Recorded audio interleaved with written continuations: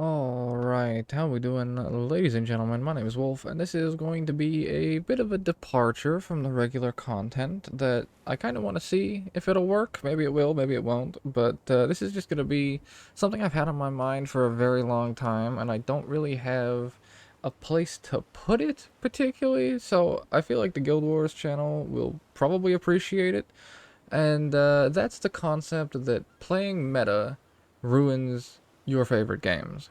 Now, allow me to explain a little bit deeper before you kind of write me off on that topic.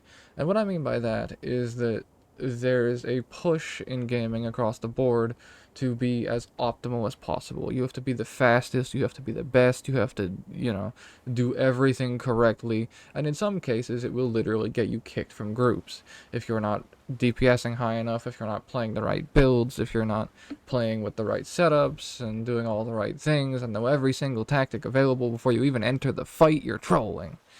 And it's beyond stupid, in my opinion. And I mean, I understand it, and I understand where it comes from, because it comes from the nature of competition, right? We're playing against somebody, so if you're playing against somebody, you want to get an edge over them, right?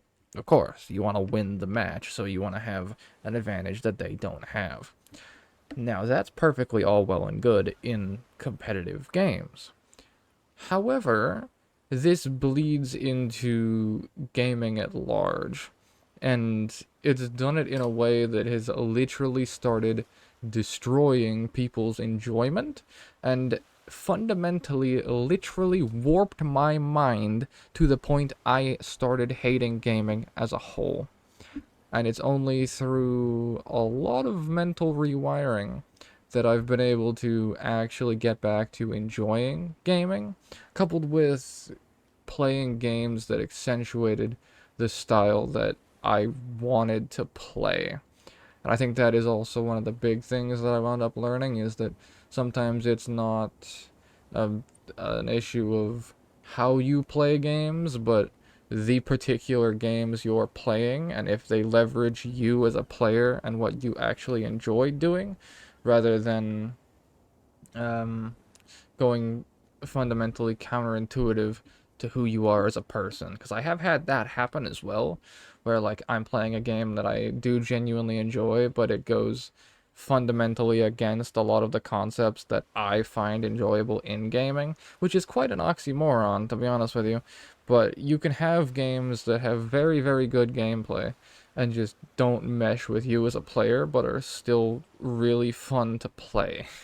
Like League of Legends, for example. I've played 1,000 games of AD carry because I genuinely enjoy the actual combat and top-down flow of MOBAs and of League of Legends, for example. I genuinely enjoy the actual combat style of it. However, the toxicity, the requirements to play meta all the time, and, well, I mean, losing to teammates and all that sort of excess bullshit sucks across the board. So that's why I wound up turning to roguelikes, because then I was able to still get the MMO fix, the top-down fix of sorts from that rather than getting it in a PvP sort of scenario.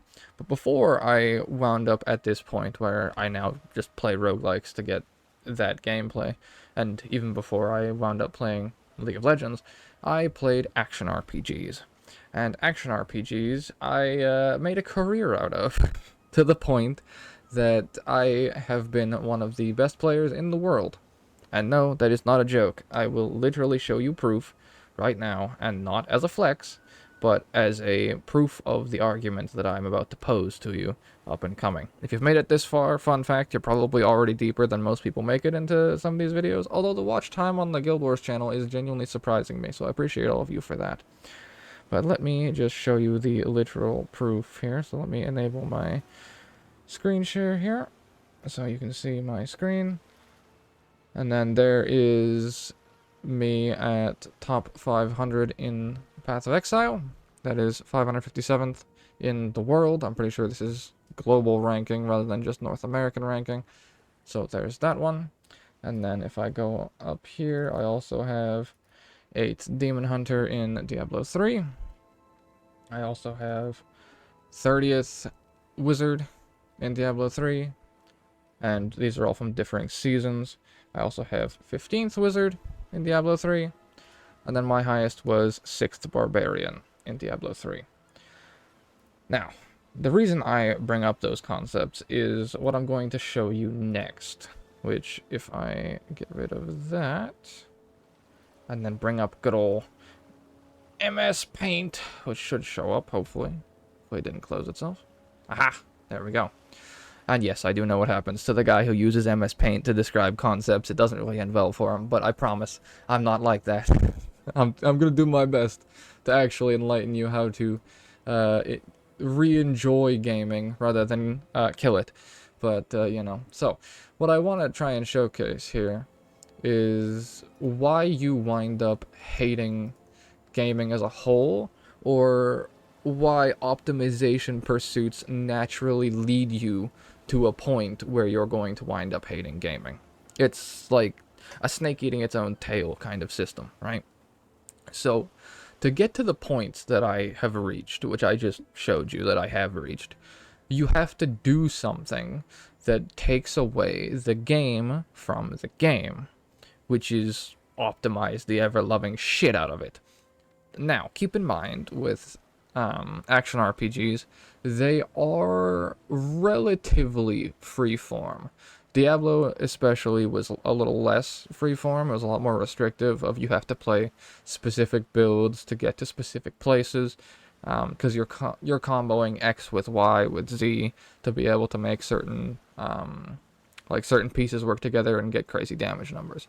Path of Exile, on the other hand, was a lot more freeform, because Path of Exile was a lot more about game knowledge, about knowing what to do, when to do it, and how to do it, and what things to grind for, what things to aim for, and then what build, or what made your build in particular tick. So if you needed a certain item for bleed damage or duration or whatever, then you would know where to find it, so then you would go on the journey to get that, and then sometimes you'd get certain things and your build would just spike by like 500 million damage. It was crazy. But because of things like that, it allowed a lot more of a free-form nature, and for me to hit things like top 500, I think I had a top 300 Deadeye in there somewhere, where it was literally by accident. I was just playing for fun on a season, and I just look at the leaderboard, and I'm like, oh, shit. Yeah, so that was kind of the only good part, I think I can say, looking back on Path of Exile, is that you could, at the time, freeform your way to high ranks from fun stuff. However, it led to a genuinely unenjoyable game experience. Now, how can I say that? How can I get to the top of the top of the top and say I genuinely didn't enjoy playing the game? Now, this is the concept I want to explain to you, and this is what meta does to you. This is what optimization does as a whole. So, if you're playing an action RPG, you start out with a skill bar, right? And on this skill bar, generally depending on the game, you'll have a few buttons, right? So, 1, 2, ignore my fucking terrible writing, 3, 4, what the hell is that number? 4, 5, and 6, right? So, this is your ARPG build, generally. Now, the average person, the casual player, I also don't know how long this video is going to run for, by the way. I'm just going to talk until I don't feel like talking anymore. I might not even upload it, we'll see. The casual player will press all 6 of these buttons, right? When you first start playing an action RPG, I used to say that action RPGs were the best at the lowest levels, and I still hold that opinion. Action RPGs are genuinely the most enjoyable. This is an opinion from a rank 1 player, top 1% player. Action RPGs are the most enjoyable before you hit level 30. Once you bypass level 30, you then have to take the build from being this to going, I don't think I can showcase it, but to going like this. And once you start having to do that, you lose everything that makes an action RPG good. Because when you first start out, you're pressing all 6 buttons, right? Because you're killing stuff at low levels, and so it doesn't really make much of a difference what you're using, how your character's built, how all of your stuff is working together. Things just die because it's tuned that way, right? Things are exceptionally easy to kill. However, what winds up happening is to play correctly or to get to higher tier content, you can't use all 6 buttons. You can't create a build or a character that utilizes all 6 buttons.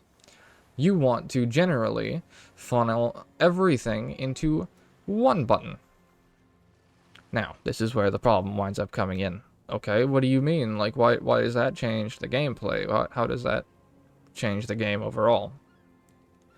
It basically means pressing all of these buttons becomes irrelevant, because they don't do enough damage. They aren't being scaled by some of the tools you're utilizing, right? So now we wind up, the higher we go up the ladder here, the more we have to drop buttons. So at this point, all of a sudden, your secondary attack you're using doesn't do enough damage compared to the one that you're scaling. Now all of a sudden up here, your buff just doesn't stay up long enough to be useful anymore. And now up here, oh, this elite skill that was really cool, but it doesn't work with the synergy that I have. I have to force stop every single time, so I can't use it while I'm spinning with my whirlwind. Oh no, so, well, now my whirlwind is the highest DPS, so shit, I have to drop that. And then you get up to here, and it's like, oh, the skill that I thought was the coolest thing on the planet, that just, it does all this really cool animations, and I love this, and it hits like a wet noodle. Fuck. Compared to my one ability that I am perpetually scaling.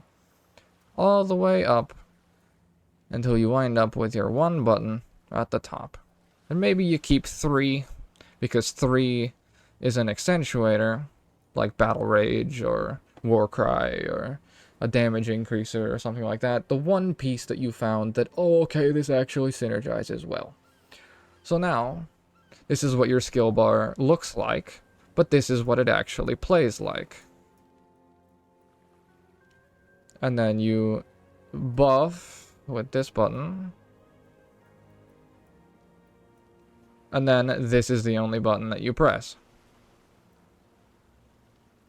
And that's what winds up happening with optimization.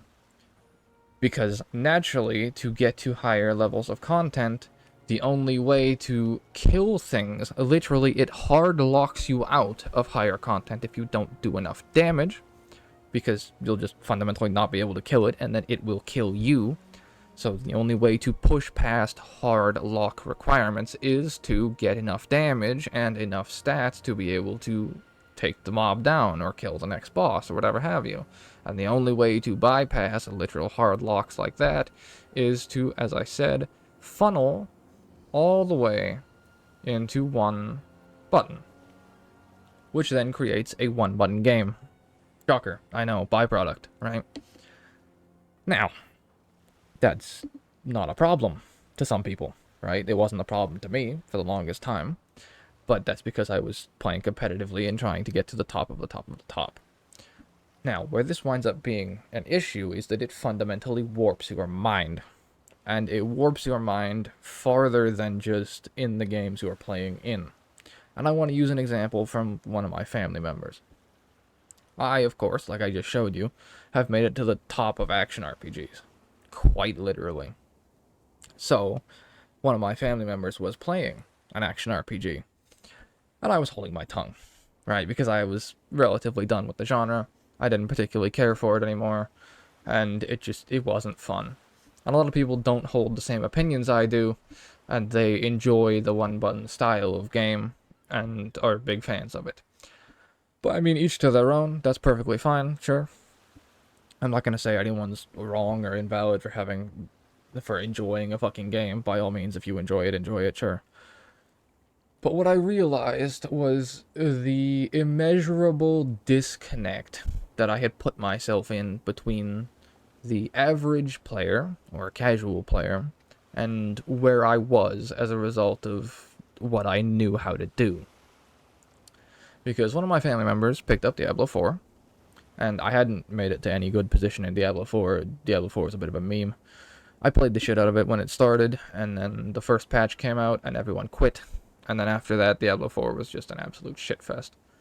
which was a real shame because I was really hoping that Diablo 4 would be crazy good. If you told me 10 years ago, hitting rank 6 Barbarian in Diablo 3, that Diablo 4 was going to be a dog shit clusterfuck, I would have thought you were insane. But what really put it into perspective for me was that he was playing Barbarian as well.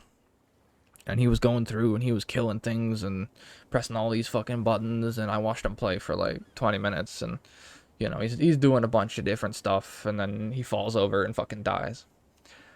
And I sat there and I went outside and just sat for a second, and I thought about it, and I was like, you know, I could literally take over his character, respec him fully into Thorns that you could just do naturally, like with the skill tree, and then everything that just killed him would immediately fall over. Like, he would literally get hit by the trash mobs.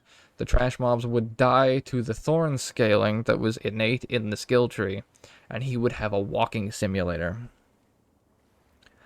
And I thought about it for a second, and I was like, in my head, it sounded perfectly sound. Of like, yeah, well, okay, here's what you do. You get rid of this. You get rid of this. You get rid of this. You put the points in this and this and this and this and this and this and this, and then you walk. That's it. And I thought about it for a second, and I realized I had just taken his game from him.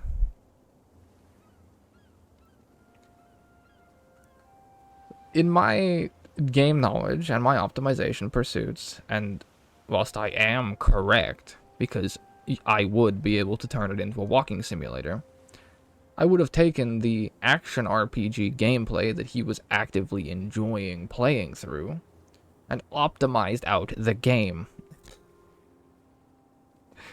I would have literally taken the active combat system that he was having a good time with and turned it off. Same game, fundamentally.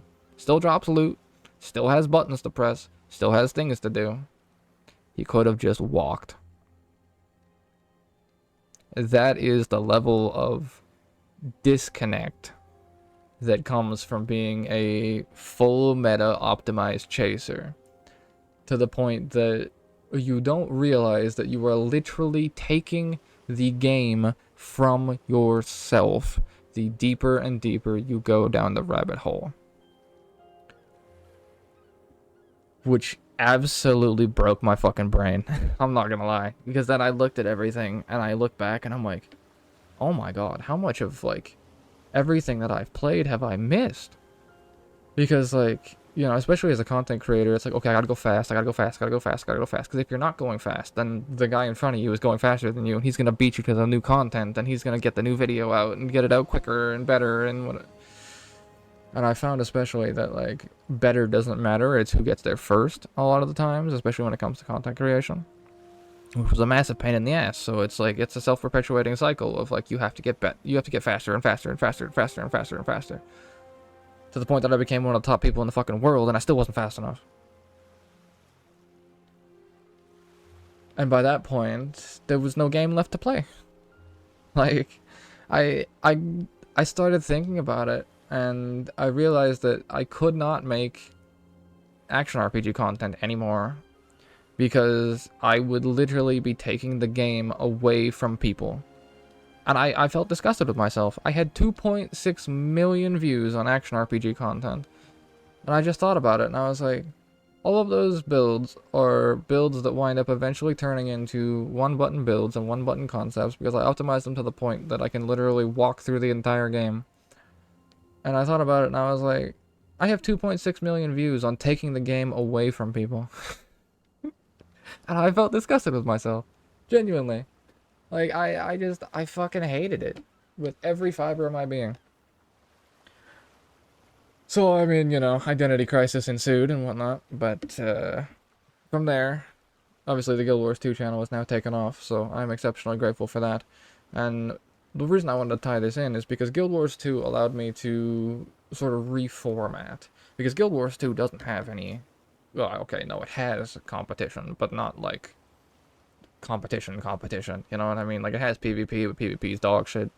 It has World versus World, but World versus World is not really ranked whatsoever. So the only actual competitive mode is a fucking joke where Necromancer Scourges just spam shit on the floor 24/7 and Guardians one tap you with Dragon Hunter. So yeah, it's not really serious whatsoever. So being able to just go into the open world, make stupid builds, have a good time, and then post them on YouTube and actually, get views for it and have people genuinely enjoy the builds and play more thematic stuff, and being able to actually just make fun concepts where I can utilize my fucking skill bar because I don't have to funnel everything into one button to be able to clear the fucking game is really, really, really nice. Because then all of a sudden, now you can actually make a thematic build that uses multiple tools across the board. And that's how you wind up making things like a Frost Mage that uses a whole bunch of different synergies to make crazy stuff happen. Or my Hammer Berserker, or Longbow Untamed. You can find all of these, like, really, really cool interactions that just genuinely shouldn't work and are just so much fun to use. And provided you use them in the right place, like open world, and I don't know, you could probably do T75 fractals or T3 fractals with pretty much any build I ever post at any point, because I have literally 3-manned T3 fractals repeatedly, so they're not that difficult. T4s and challenge modes, I would suggest generally bringing something good. But even then, I've played meme shit in T4s, and it doesn't really make a big difference. Rating, it only matters on, like, 2 or 3 bosses if you have good enough DPS. Most people won't kick you because they just genuinely don't care. And if they do kick you, they're an asshole, and they probably aren't going to clear it anyways. So, it's been really, really nice to be able to just think about a concept, go, I want to make that. And then Guild Wars 2 has the flexibility overall to be able to not only make it, but make it actually fun and enjoyable and reasonably powerful with my build crafting knowledge, to the point that I can come up with just about any idea and have a relatively good time with it.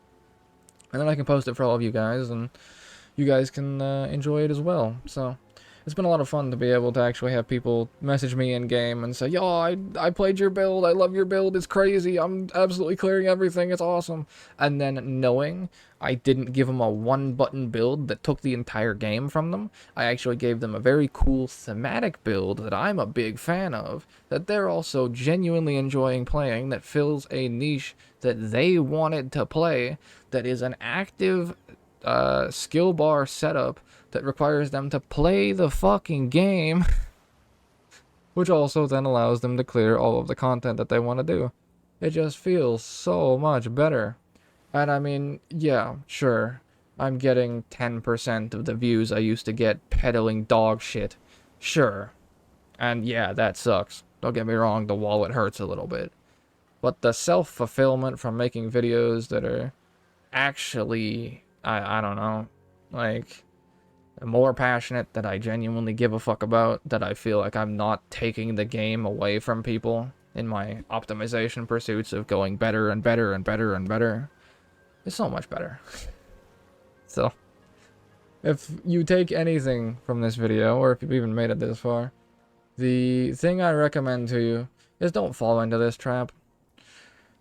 Because it's very, very, very easy to fall into. And the problem is that games accentuate this trap. Competition accentuates the necessity to get to this point, and games that have hard bypass barriers accentuate this as a byproduct of the game. So, my suggestion is try and make a build that manages to bypass this particular problem, or don't play games that include this particular problem. Unfortunately, you won't find out that until you hit this particular problem, and then you have to start optimizing, which is where most people will turn away or will turn to content. And I was at the point where I would push through it, learn it, and then be the one making the content. And I'll be honest with you, nobody wins. The guy making the content plays the one-button game, and then takes away the game from people, and the people watching the one-button content take the game away from themselves. so nobody really wins. So yeah, that is, I don't know, the rant that I wanted to get off my chest. Guild Wars 2 is really good because it bypasses this entire structure altogether, because you can just make a multi-button build, where you can just use a bunch of different concepts across the board, and then you flip weapons, and you get another set of 1 to 8. Well, 1 to 5, but still. I cut it at 4. I'm fucking garbage.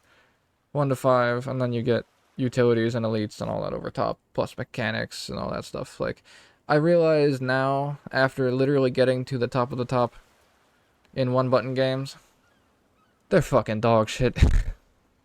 They're fucking dog shit. Genuinely, I get bored not having buttons to press, which was also a revelation. But, yeah, so I'm gonna leave it there, I think. That pretty much covers everything. I can't think of anything else that really adds value. It's been 26 minutes of me ranting anyway, so yeah. Hopefully this made sense. And hopefully it explains why you should go out and make your own build. So if you take anything from this video, find a concept, come up with something stupid, go into Guild Wars 2 or whatever game of choice you play if you're playing something different and for whatever reason this stumbled across your For You page. Go into that game and make a build. Don't look at someone else's build guide, which I know is counterintuitive for my own watch time and watch duration. But go in, make a build, and try and make sure you don't fall in to this trap. And I assure you, you will feel proud of yourself. I stuttered for a second there. Proud of yourself for, first of all, creating something. Second of all, creating something that avoids being a one-button build. And then creating something thematic that allows you to press multiple buttons, do multiple things, and have something unique to yourself. So yeah, go make something.